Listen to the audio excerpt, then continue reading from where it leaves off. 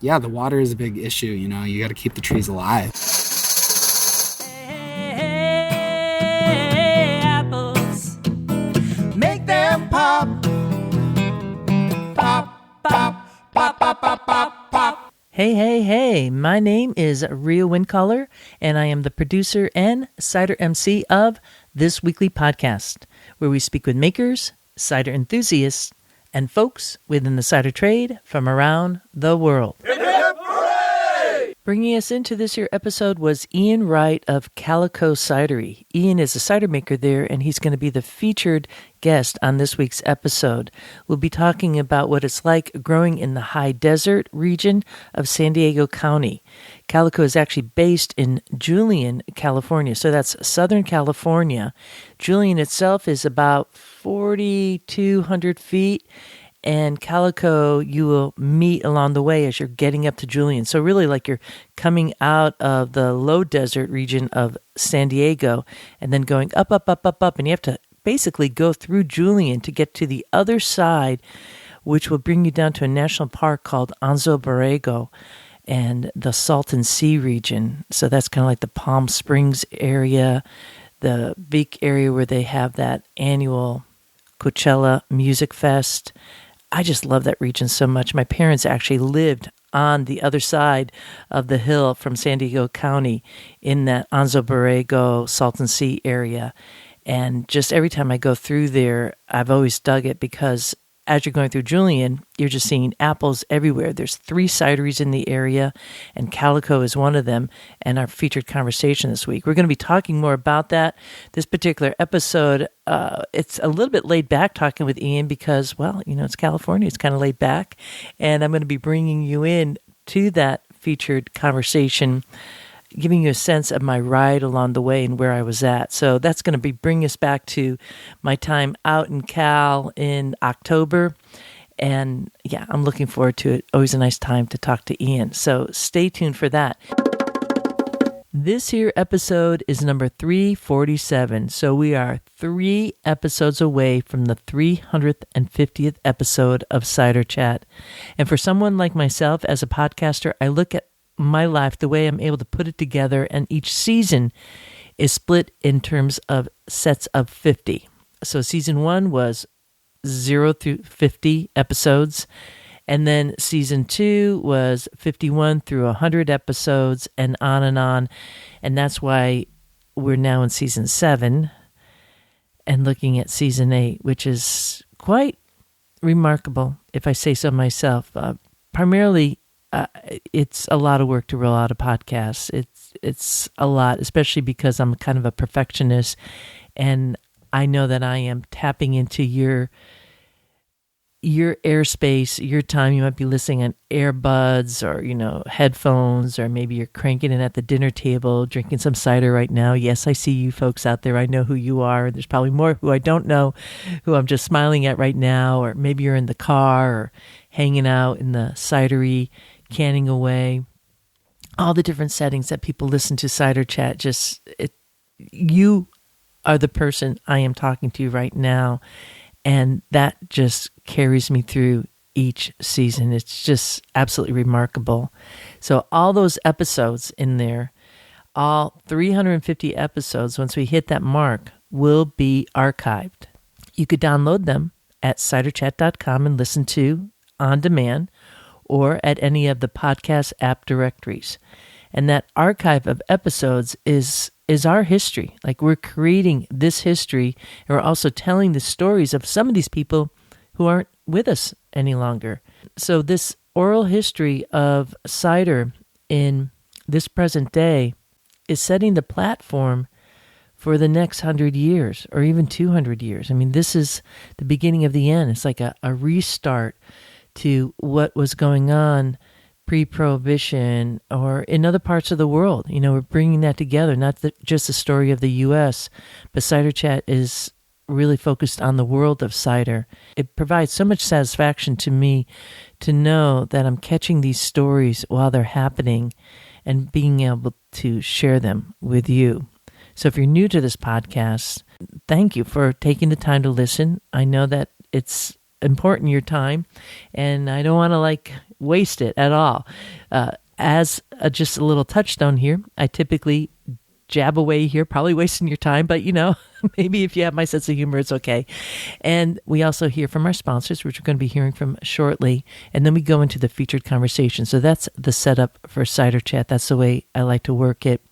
And in between, you hear a little bit of music. That music is, some that I, pay copyrights for, and a bulk of it is music that I wrote myself and I play with my cousin Jay. And that is the We Like Cider song and the Strange Apples. So you hear little pieces of that. So we'll probably take a little clip here from the Walking in the Orchard with Jay and myself. So this is a kind of a family affair, and also with the support of so many listeners out there in Ciderville. I couldn't do it without you. So thanks, as always, to the fine patrons of Cider Chat. If you want to check out the commercial makers who are supporting this podcast at the commercial level, please go to the Cider Going Up campaign page at ciderchat.com to see that. You too can become a patron of Cider Chat, whether you're a commercial maker or not. Whatever level you could afford really helps out this podcast. This is listener-supported podcasting with a bit of help from sponsors. It's not able to be my full-time gig because it's just not at this point, but I'm trying to do everything I can to make it so I could kind of keep this podcast going from season to season, because there's really no end in sight. And, like all of us, we're kind of, really counting the pennies right now. I know that. But if you could help out Cider Chat, please do. Maybe a year-end gift, whatever you could do would really, really help getting us into Season 8 and continually delivering some really good info. Up next, we get to hear about the New York International Cider Competition, which each year for the past several years has been sponsoring Cider Chat. Hey there, it's Adam Levy, the alcohol professor. Adam, you have such an appropriate handle, the alcohol professor. Can you tell us what is the New York International Cider Competition? So I've always been a craft beer cider freak. In fact, I named my dog Garrett Oliver after the brewmaster at Brooklyn Brewery after a fun night with him. And I've always been a lover of drinking good stuff. And then I got into also craft spirits and I became a whiskey freak. And then I read an article in the Malt Advocate magazine, which is now called the Whiskey Advocate magazine, after Shankman bought them from a Wine Spectator. And an article in there by Lou Bryson, who's a good friend of mine now today, the writer, wrote about why their competition results differ from the magazine's results. And the glaring thing in that article was that around 85% of people submitted to some of these competitions that were mentioned in the article won a medal. And that's like third grade soccer to me. And that just honestly pissed me off. So I said, how could I do a better competition in a better way? So I created the New York International Spirits Competition first, 14 years ago. Trade buyers only judging by category and by price. And then the following year we did wine. And 12 years ago we did the New York International Beer Competition.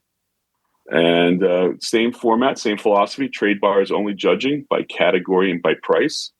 And then 5 years ago, we split it off and created the New York International Cider Competition.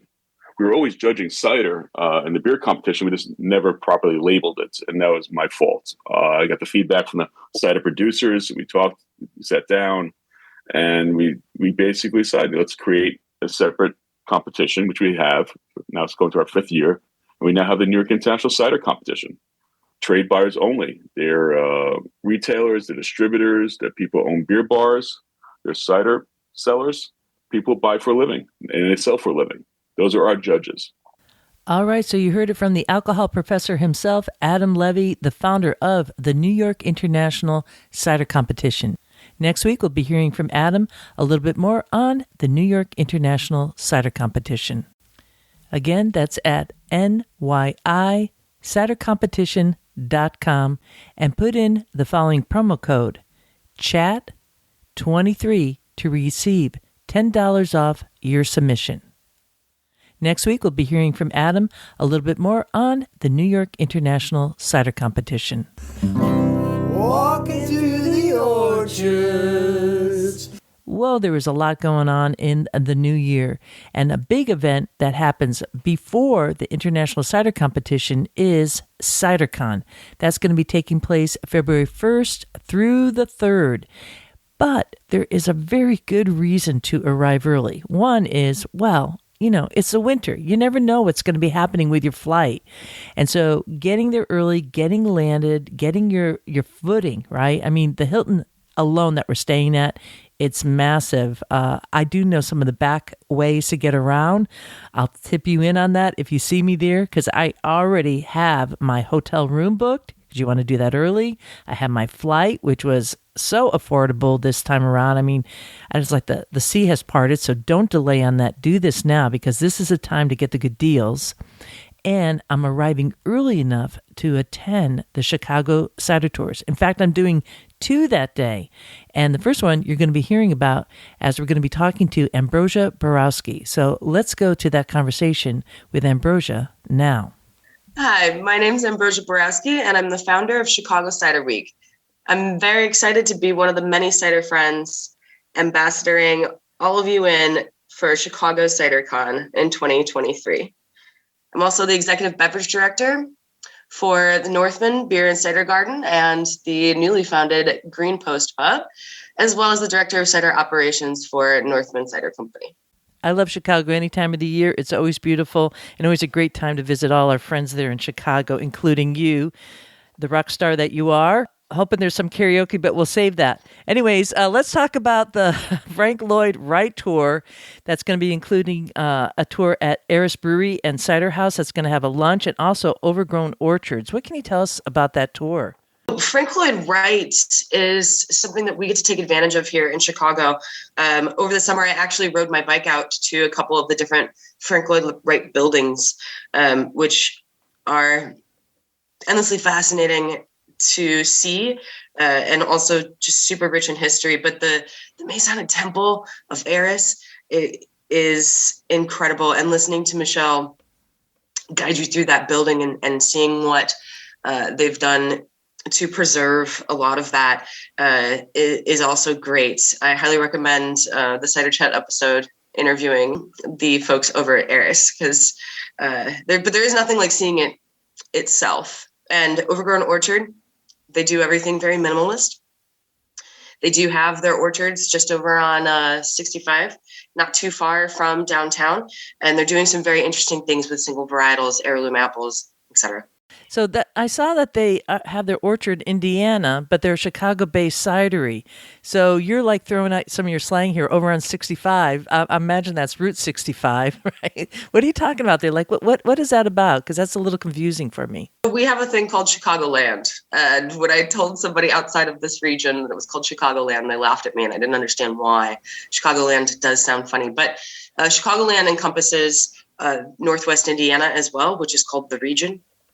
And Northwest Indiana is just at the very bottom of the lake. I ride my bike out down there to Wolf Lake all the time. Mm-hmm. And the geography is very interesting. It's very marshy. You get a lot of different climate changes that happen from being on the west side of the lake down to being at the south of the lake, even more different than you get to being east of the lake, which is what we get a lot of our apples from in Michigan. What they're doing down at the very bottom tip in the Chicagoland area with apples is really interesting. Wow, that's cool. I didn't realize that there's a Chicagoland. I like that. And you were mentioning Eris, that episode with them.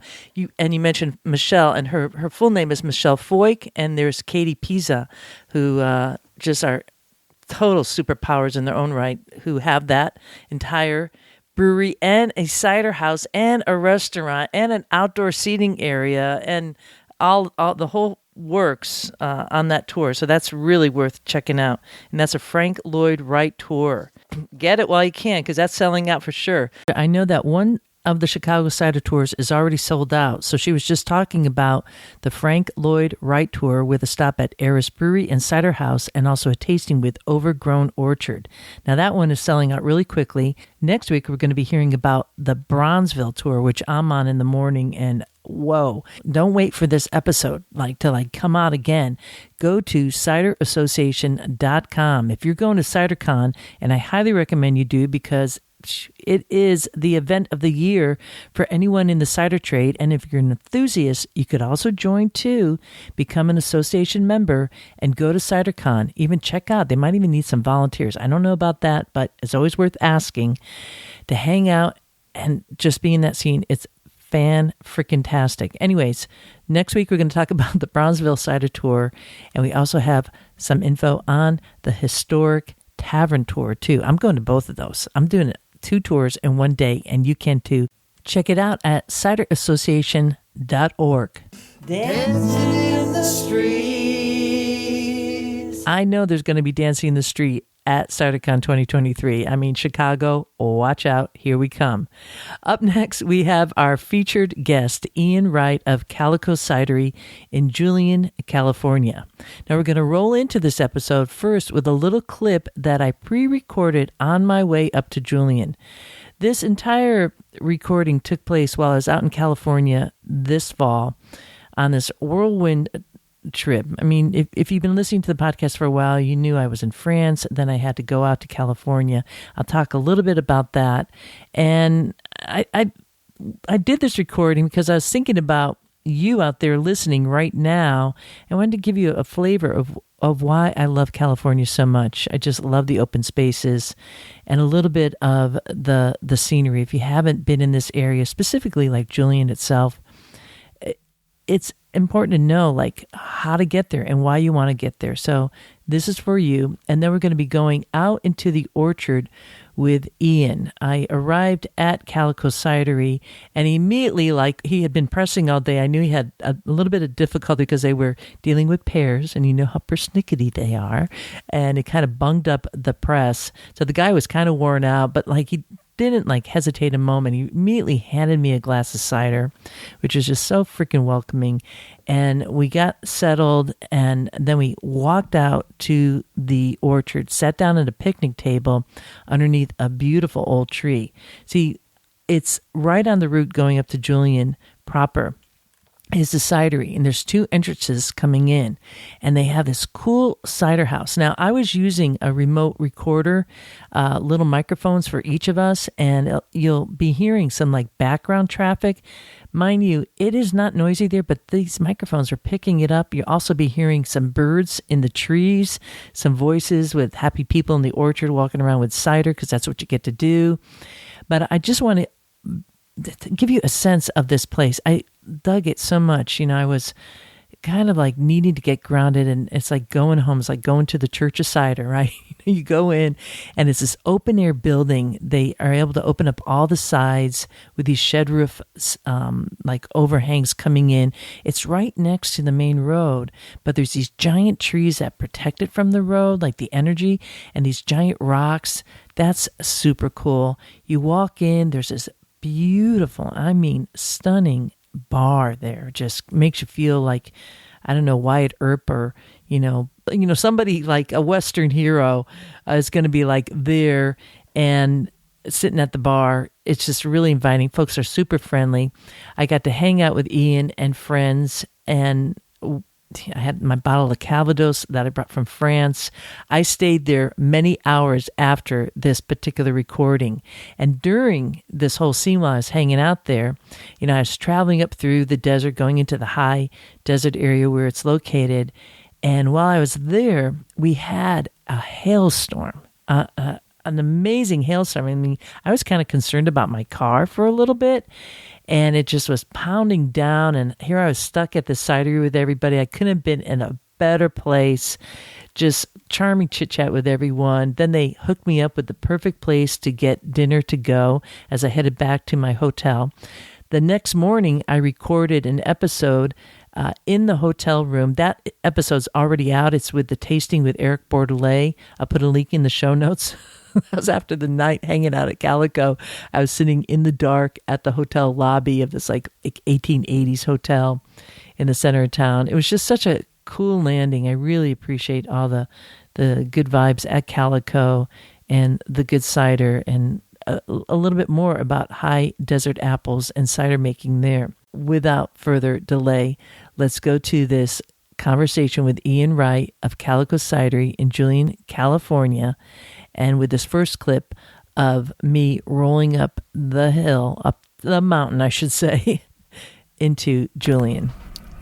When you're traveling really far from home and you're solo and the hubcap falls off your rental car and your phone isn't charging, you're going to multiple stores trying to get it fixed and one thing after another, I find solace in,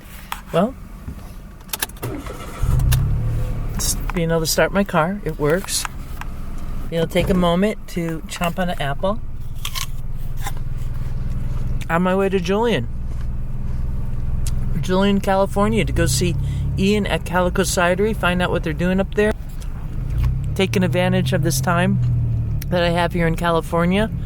A little extra bonus time while I was out for my mom's passing and also for a conference that I'm going to be attending in San Diego. So here I am.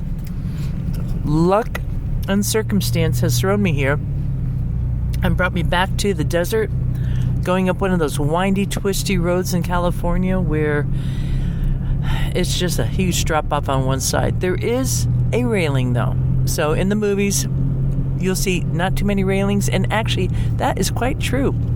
There's many roads in California where you could go on and there is no railing at all. But in this case there is, and it's a view as far as the eye can see to mountains and mountains, glorious mountains. Nothing like you would see except in a desert region. So a bit of rock scrabble cascading down, scrub bush and cactuses. You stand outside and it's as silent as can be. And you have a feeling like, you get lost out here and nobody would find you. It's both a frightening feeling and, I don't know, for me, I kind of like it. I like that feeling of being lost and not seeing people, because I'm always connected to people all the time. I love that. Don't get me wrong. I love you, Ciderville, but I love the solitude. It's really where I find my space. So I'm just going to take this windy road up. It's probably about a 40-minute drive up to Julian. I mean, in some cases, this is a place you want to, when you're heading back down, it's all uphill from here, you got to shift down to second gear and not burn out your brakes. It is a spectacular ride. And actually, if you're coming in from San Diego, you could go up through Julian, which is known as the apple pie center, apple everything, couple cideries there now. And it's a groovy apple place, which you wouldn't expect. When you expect to see, in my mind's eye, in New England, I expect to see an orchard that's all lush and whatnot in New England. Although we did have a drought this year. But here it's a different kind of different type of terroir, and so that makes their product unique, and that's a little bit what we're going to be exploring here. What's going on with dry farming and feral apples of California and the pioneering folks who are making it happen. That's what this story's about, and that's where we're going to take you on the road to Julian. What are we drinking here? What's this in this glass? So that's the field blend. The field blend. Super fruity. Yeah, it's very fruity. A little tart. Wow. Yeah, John Gold's, and there's some wine saps actually in there though too. Kind of heavy on crab apples, and everything we do, it's all natural fermentation. There's no nice yeast. terroir. Nice terroir. Yeah, it's not, so natural yeast, just so listeners know, is just ambient yeast out here in the orchard. Press and whatnot in the building. So we make a series of field blends. So that's the third field blend. That's field blend number 3 from last year. Yeah. And that's actually from Bailey Creek. Is another organic orchard just right down the road. And we make a series of field blends throughout the year, and most of them are from our farm, but some of them are from other farms. So this one is actually from another farm too. But it's what we got on tap right now too. What's the ABV on that? That's 9%. Well, you wouldn't know that. You wouldn't know that. 9%. Yeah. You gave me a bid here. You're trying to get the podcaster slush before we get going, dude. So good to see you. I'm going to ching your glass. You don't have anything in there, but there you go. Yeah. Was I supposed to pour some of this in your glass? Oh, no. I was like, you can't even be empty-handed on the way out. So I was like, I'll pour some of that. I love that. Here. Yeah. I'll give you some of this afterwards. So let's talk a little bit about what you do here, and then let's talk about the history of Calico Cider and all that. So, what do you do here? So I am the cider maker here, and I kind of also run the tasting room. I just sort of manage the production, the cider, and how it is sold to the public, which is we do most of our sales just right out the door through the tasting room. Perfect. And we just have a few kegs and a few other local restaurants. But as per now, that's all that we do. We do growlers for to-go, and eventually we're going to try to do some canning and some bottling soon enough, but not this year. Well, you have these little crawlers, which are 32-ounce babies, and they're so cute, and they're like teddy bears. Yeah, for sure. And you have the coolest logo here too. Yeah, the logo is cool to it. I'm going to explain a little bit more visual for folks who are listening. So, the upside down apple, the stem is the trunk, like it's kind of personifying like a tree, right? Yeah. But it's an upside down apple. So the stem is like the trunk. And then there's like this big, beautiful apple on top, but it's upside down. And then all these like lines going out from like sunlight coming out. Yeah. And then there's two little apple trees that are actual apple trees on the bottom, and it has a base of land. So it's just this really like, you kind of look at it and twist your mind a little bit, but it feels so Julian in that way, doesn't it? Which is a rather interesting area. Yeah. Outside of San Diego, outside of like Orange County. Yeah, super unique to the general area. I mean, we're on basically the southern part of the Peninsular Range. So it's a peninsula range. The mountains are called. Well, it's sort of the strip of various mountains that extends. I would say that you got the Sierras, and then south of that, you've got the Peninsular Range, and so that like is like Big Bear, and then Idlewild, and then Jacinto, and then eventually you get here, which is like the Cuyamacas. Although we are like totally in the foothills of that, we are at 3,800. 3,800 feet up here. Yeah. Wow, that's pretty noble. The town of Julian is at 4,200. Wow. And then if you get further up to Lake Cuyamaca, you get about 5,000. And then the Lagunas, which are the highest mountain ranges not in this area, we actually got higher mountain ranges, Palomar and Hot Springs Mountain. But close enough to us gets up to about 56 or so. So apples can thrive here, even in Southern California. Yeah, that's something that I want to help people wrap their mind around, because just, I came here, I was just in France like a week ago, and trying to explain to the French cider makers that yes, there are apple trees growing in a very dry desert climate. So how does that work? How does that work for you? And how do the apples sustain themselves without irrigation? Yeah. Or is there irrigation? There is irrigation. I do see some lines here. We irrigate. But not everybody. Yeah, right? No, for sure. And you can dry farm here for sure. This area, can get very good water. We get snow here. We get a lot of like reserve aquifers. All of the Julian area is on water from Julian, from Vulcan Mountain watershed, which is up that way. So there's no imported water here, which is unusual for some of the areas around us, which there's a lot of diverted water. So, we get a lot of water, but also it's a tenuous thing. Like every year can be different. And I would say that we're kind of like somewhere in between, weirdly, like mountainous, mountain west, but then also high desert for sure. Like high desert totally influence. The desert, on the way literal here, desert is like 30 minutes that way. 40 but just driving up from like Orange County, that's all like that scrub pine, the just hard scrabble rock, and then you kind of come up here and it feels a little oasis like. Yeah. So do you get a lot of like fog up here that kind of helps with the trees? Yeah, for sure. Actually, Cuyamaca, which are some of the mountains that are right next to us, literally means like where the like the rain gathers where the fog gathers. And it's a term, it's Kuyamai term here. And so we get a lot of rain in the springtime and in the winter. Although it's been interesting, this fall we've also been getting kind of like a monsoonal effect to the patterns here. What does that look like? Like rain? Like like even today, like it didn't really actually rain, but we'll get these showers and it'll be like 2 hours of like hard rain, intense rain, which is not always the best kind of rain you want. But that's actually why like this is one of the greener falls that I've seen in my time. It's so interesting because everywhere else they're like really dealing with like major drought, even in New England.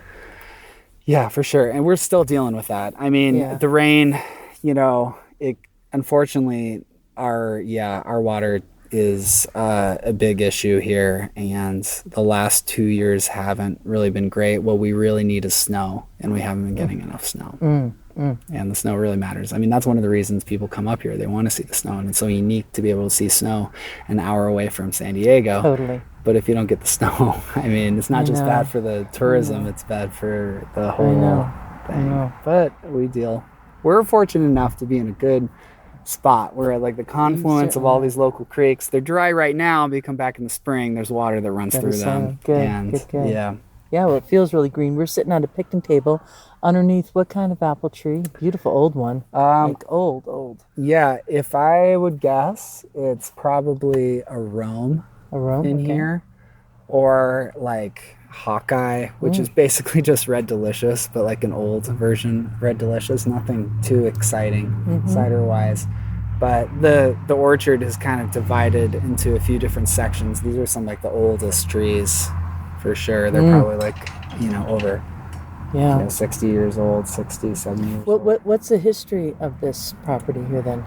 It's been in continuous management since like it was planted in the 1920s. It's gone through quite a few series of owners since then. Ray Myers, who is a local guy who basically based his operations out of here, and he managed lots of different orchards. And he had the packing shed in the back and basically ran his apple business out of here. And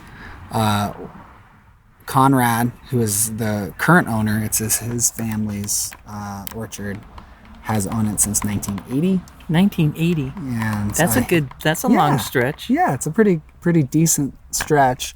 And his son, David, got involved in the winemaking business, and he has a winery in Paso Robles. He started orienting towards the orchard towards cider production probably like 15 plus years ago, but it was pretty kind of slow and steady up until about like 4 years ago when we finally got the tasting room open. And in the meantime, they sell fresh fruit to a lot of local pie makers. They've operated a U-Pick.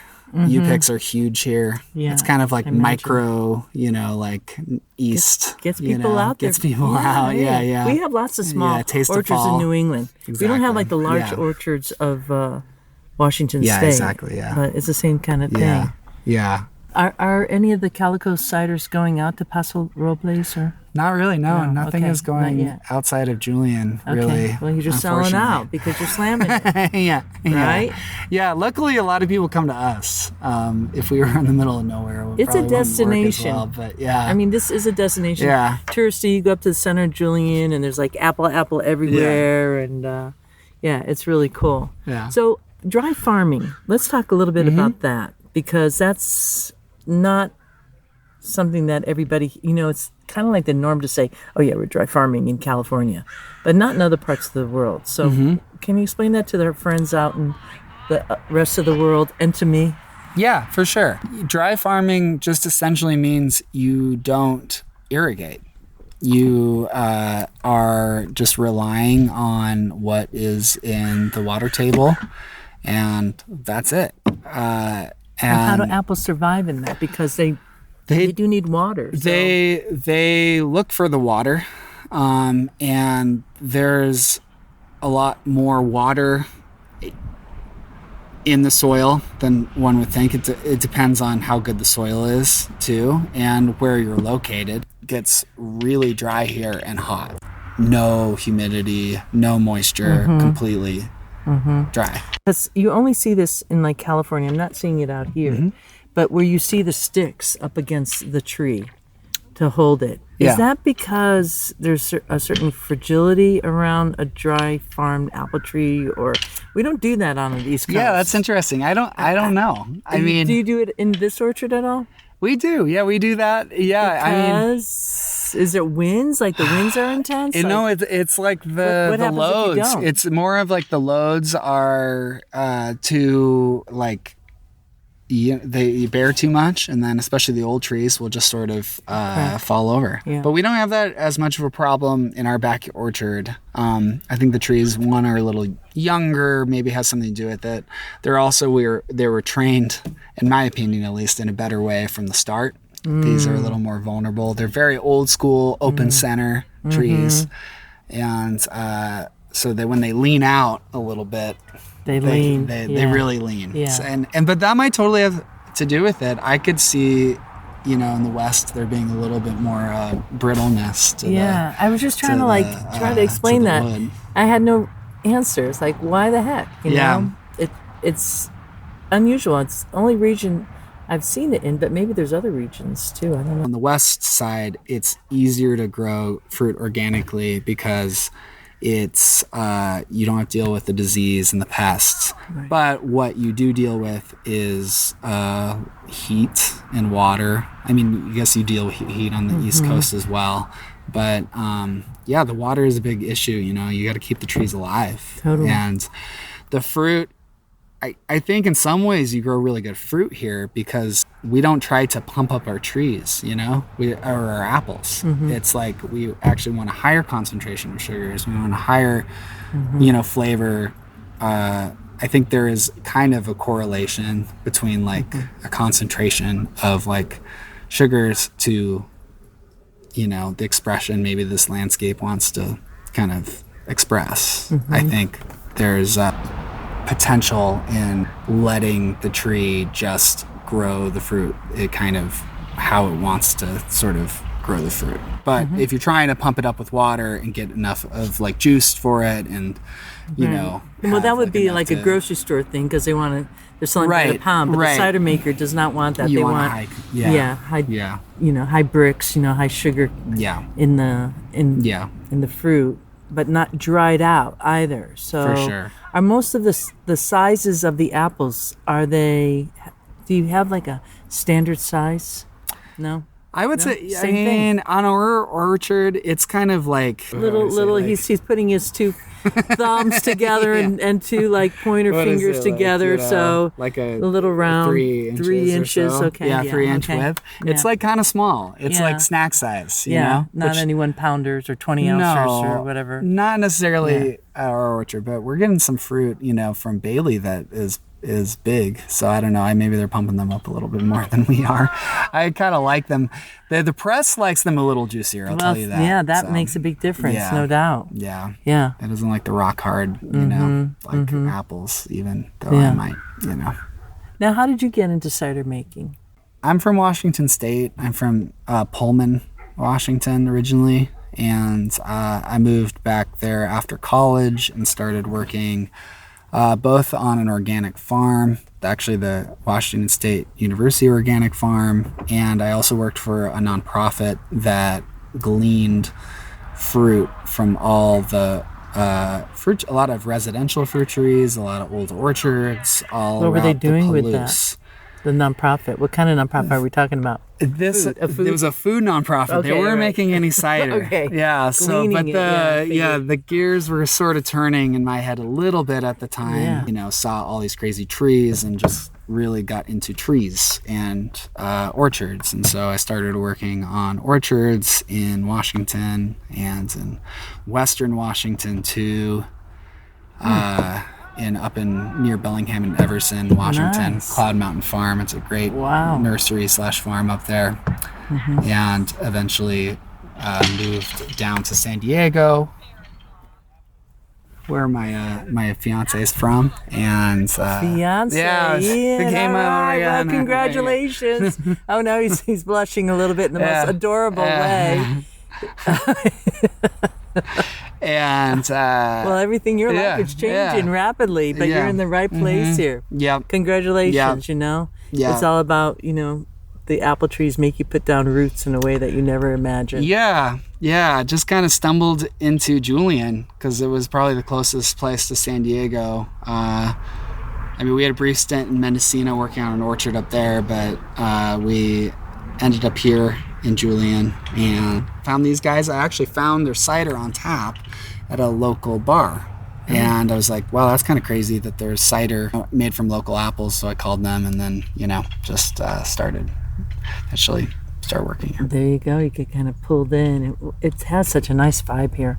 Yeah. Let's just describe, you have two entrances on either side, and it's a big old, it's a metal building, which, you can kind of put up really quickly. I love this design for other makers out there to consider, because you have a number of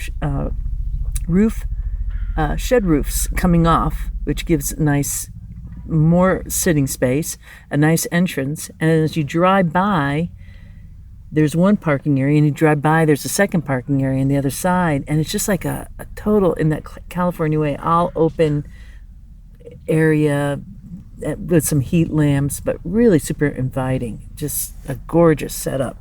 And that bar. Let's talk about the bar that you have in there, because that alone makes this a destination, just to look at the bar. Yeah, we got a 1880s bar. It's actually from the Hudson Valley.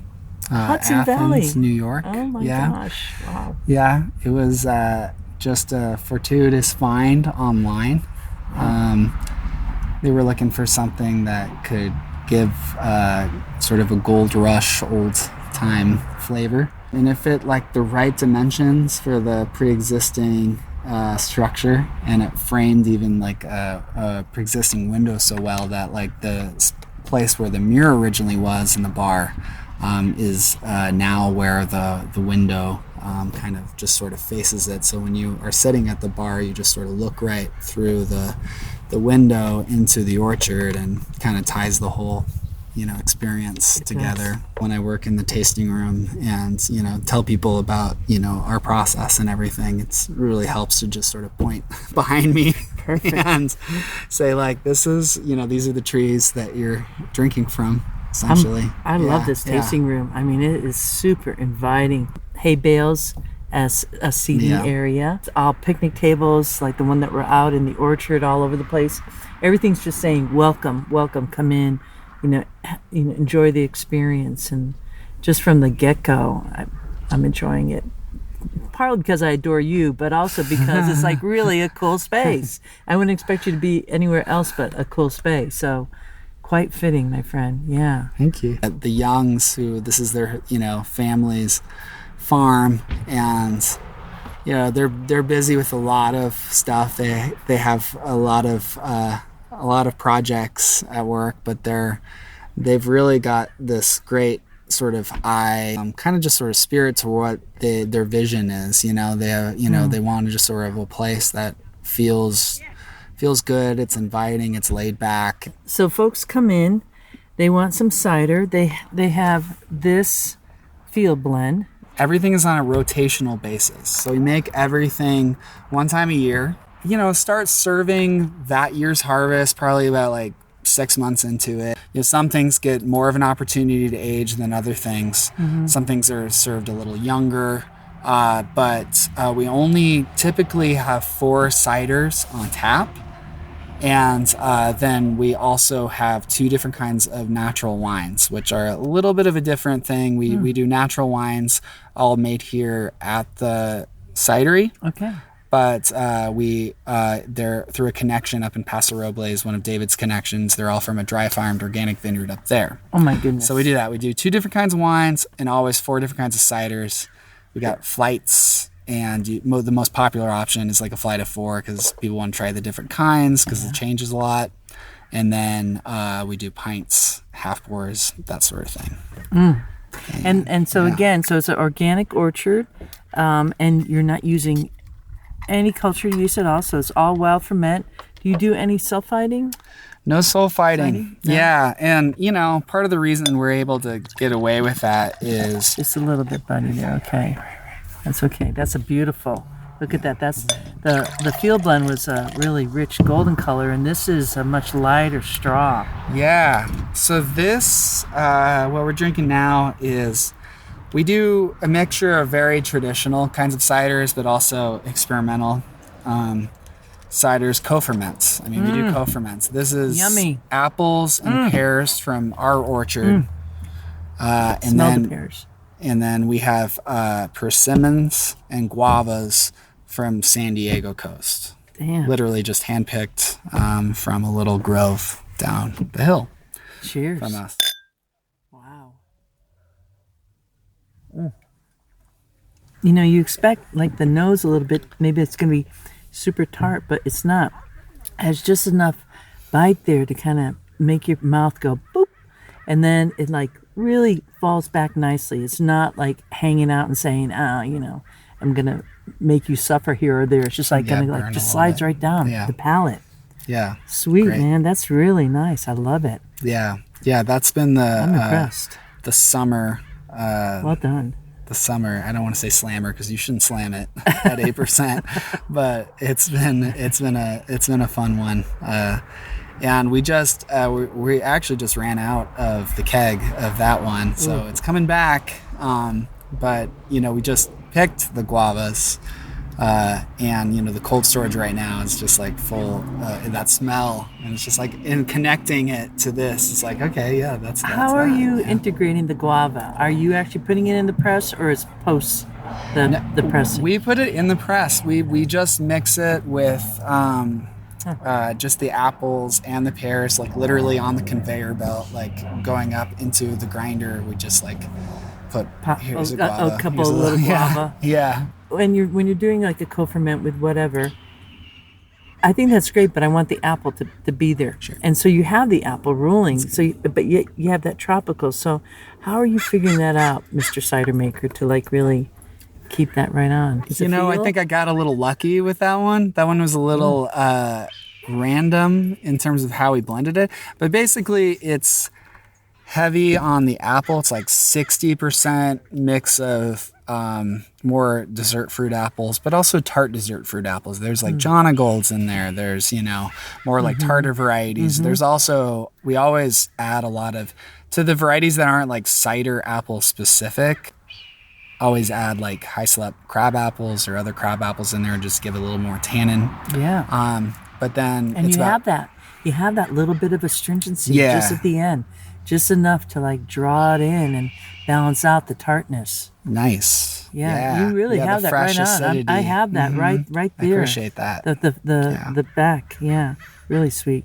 Yeah.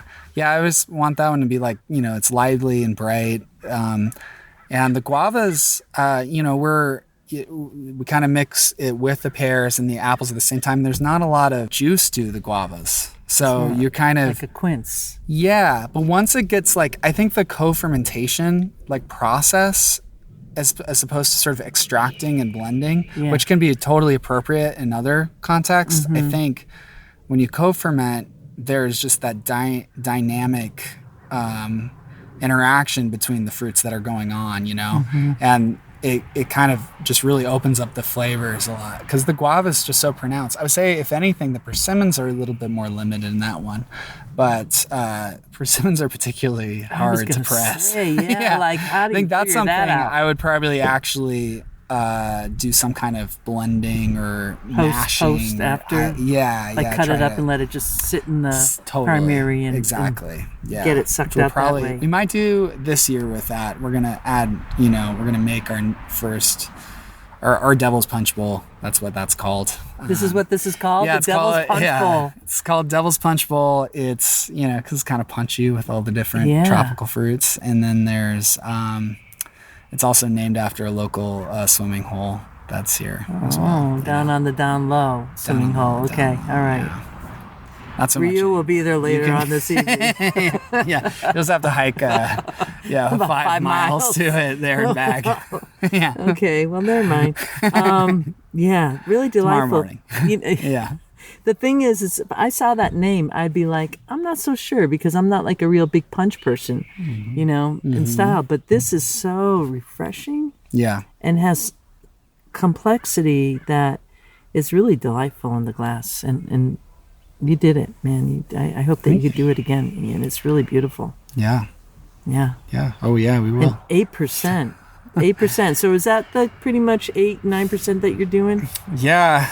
I mean, everything, I think, just generally clocks in higher on the west side if you're using, real local fruit, that is. You know, it's just like the sugars just get high. I mean, it seems like 15 bricks is on the low end of things, and that really translates essentially to an 8% cider, if not a little higher if it goes totally dry. You're not stopping fermentation at all. You're letting it go. No, not necessarily. So because we're not distributing this yet.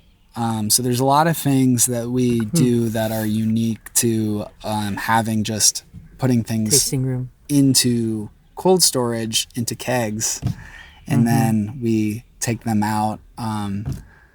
So if we kind of stall a fermentation a little bit, which is not typically, we're not really trying to make things that are like semi-sweet necessarily, although I would say that this has a little, like a teeny bit of residual sweetness.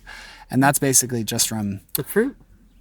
cold, I guess maybe cold crashing it. I don't know if that's the word, but just putting it into the doesn't cold a dry storage. cider have a certain sweetness to it, Yeah. I think it No, does. for sure. I look think for it that. That's like does. the fruit Yeah. singing through the cider to me. That's a great way to put it. So yeah, I think dry totally. ciders have the fruit, which is sweet. It's like a no-brainer. It's not going to be Right. like, when you hear dry, we think, oh, bland.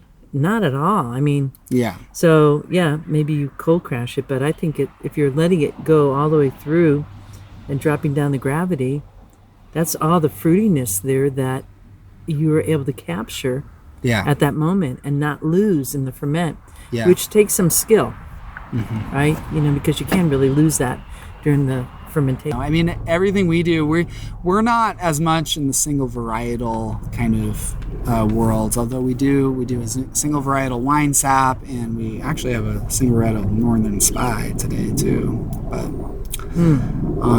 So you do a little bit of everything. It's Little bit funny of how we everything. catch ourselves. We think, Yeah. oh, we're not like that, but Yeah, I we mean do that's that the way of the cider world. Like if there's something coming in, No, you we got a just whole get bunch it. of it. You're gonna kill it. Yeah. Like let's press that. Yeah. Northern Spy. Let's Yeah. go for it. yeah, for sure. Yeah, it's so funny. We You think get of a like lead. a Northern Spy as more of like a East Coast apple, Yeah. but you have it out here. And Yeah, I kind of want to. I want you to let's try do a it. little Okay, bit of it all because right. I want to see if you can detect anything that's different about, maybe. well, you're giving me more credit, my taste buds than I should have. That's all right. But let's see.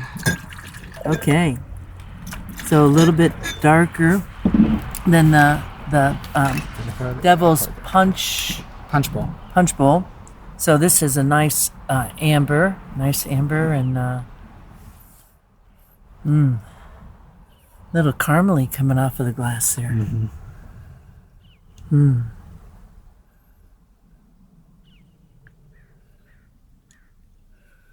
Oh, I'm getting a lot on that nose. Breathe that in, let my palate change a little bit. It's a little reminiscent of France. Isn't that interesting? A little of the terroir.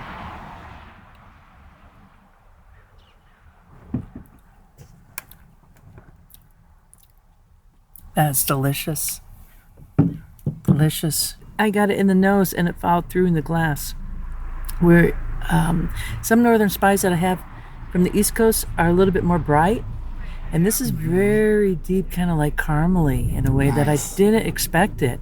So I would say it's totally different. I mean, that's terroir, man. That's like, we want it to be different. That's the beauty of it. It lends a little bit of minerality to it. Yeah. That's when I was going to say earthy, and I didn't want to use that word because it kind of like connotates, I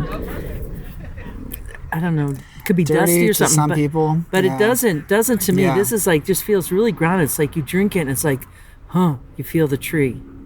And I like that. I like that Nice. in the glass. You know, my qualifiers for cider is all about how it makes me feel. You know, not necessarily on the chart of the wheel. And I just relate that into where I've traveled in the world and the different little orchards here and there. And each one has its own unique signature. And all your ciders here are really coming through as you can't deny there's vitality in it, you know, and that certain minerality too. And each one is super unique from the other. Like I'm looking for like a house yeast. I'm not necessarily getting that. I kind of expected that a little bit. Mm-hmm. But what do you get? I'm sure it's there. Of course it's there because it's a terroir. But your apples are so unique, and you're able to like make the cider stand on its own and not be all like one flavor. Yeah, when you're serving a flight, people are going boom, boom, boom. Each one's super unique. That's nice. I'm liking that I'm not getting a house yeast. Mm-hmm. Not that I don't mind that. I like that too, but somehow I'm enjoying how each one is standing on its own. Yeah. This is Northern Spice. Freaking fantastic. Yeah? Oh, wonderful. Yeah. Yeah. I'm glad you enjoy it. Yeah. Yeah, I think that the on the yeast side of things, the primary sort of driver of the fermentation, it's the yeast that's on the skins of the fruit. Mm-hmm. Do you think like a Northern Spy would clock in lower on the yeast? No, I actually think this one's, no, I don't think so. Yeah. I think that's kind of like the American way, is like the high, Right. I'm saying high because 8% is high. If I'm drinking an 8% beer, I'm going to be watching myself. Sure. I can't drink too many 8% beers. It's like a double IPA. So same thing with a cider. And no, I think the Northern Spy out on the East Coast could be equally like that. Or I'm thinking of some up in Ontario. Yeah. But they have that same overture that you have.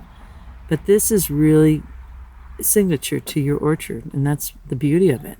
It'd be nice. We should do a little vertical tasting there. Yeah, definitely. Of some Northern Spice coming and get Calico in there. Because are you going to be doing that as a yearly thing, the Northern Spy? Yeah, definitely. If we can get our hands on it. So this one's from Bailey too, which is the other orchard we work with. I want to make sure to have you maybe try other one that's all from our farm.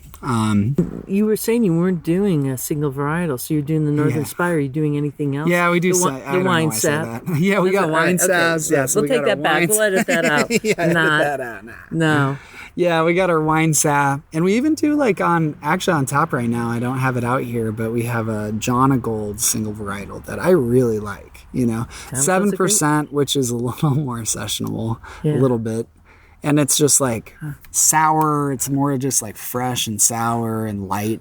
And, I think it works really well. We add a little bit of hislops to it. And we also do like a Ida Red single that has turned out really, really well, So I want to talk a little bit about foraging and your pear journey there. Sure.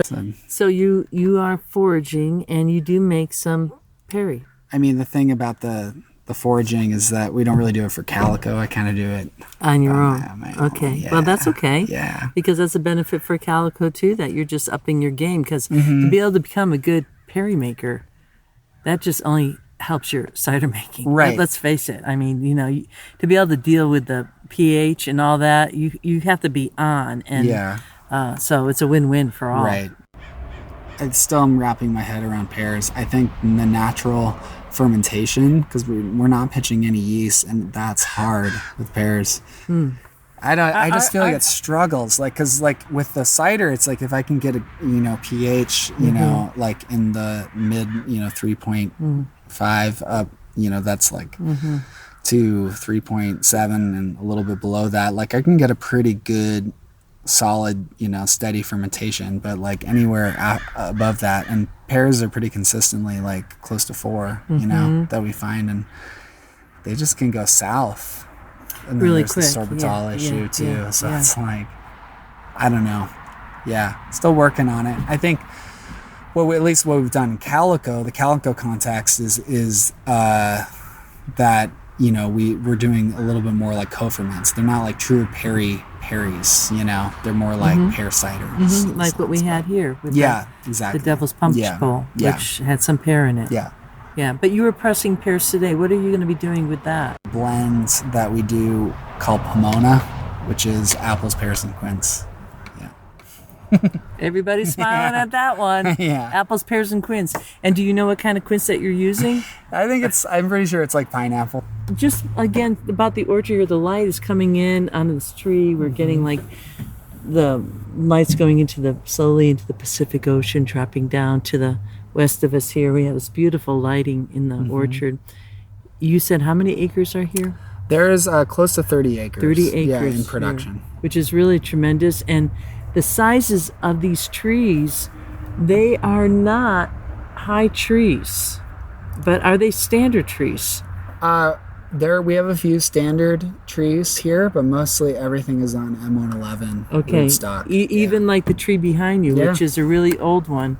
Yeah. Wow. Okay. Just wondering, because you said that was planted in it was planted in the owners buying it. It was so pre 1980. It's probably 60 years old. Okay, it's like all 1960s. Right. Okay, so all short stem, tige. Yeah. Yeah. We're hearing the hawks earlier. Yeah. Screaming up above, and all the bunch crows. Of hawks here. Yeah. Yeah. Beautiful.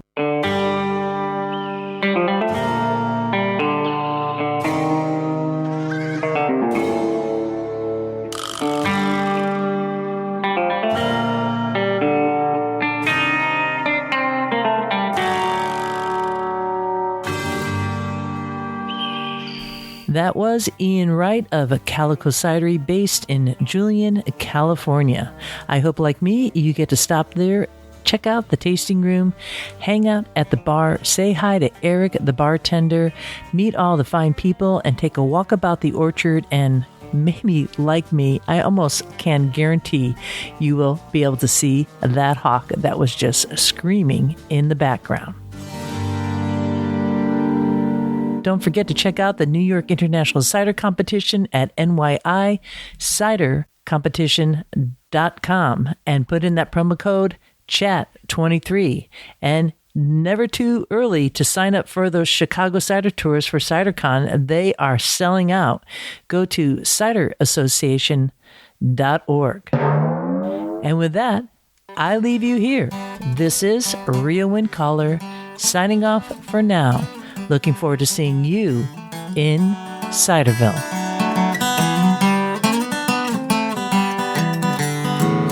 We like cider, we like ponds, we love orchards and having fun. There is a reason why we do it like this. Oh yes there is. There is a reason why we do it like this. Oh yes there is. There is a reason why we drink it like this. Oh yes there is a reason.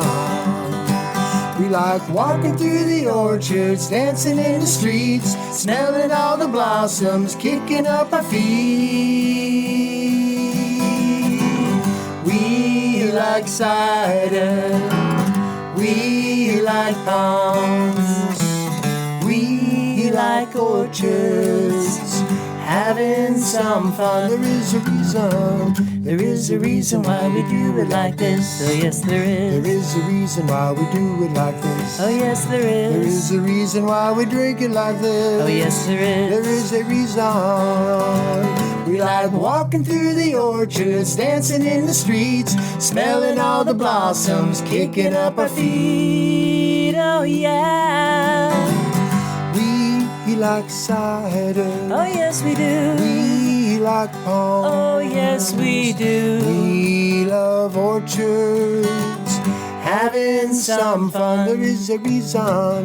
There is a reason why we do it like this. Ba-da-da-dum. There is a reason why we do it like this. Ba-da-da-dum. There is a reason why we drink it like this. Ba-da-da-dum. Ba-da-da-dum. We like walking down the orchards, dancing in the streets, smelling all the blossoms, kicking up our feet. Oh yeah. We like cider. Ba-da-da-dum. We like ponds. Oh, yes, we do. We like orchards, having some fun.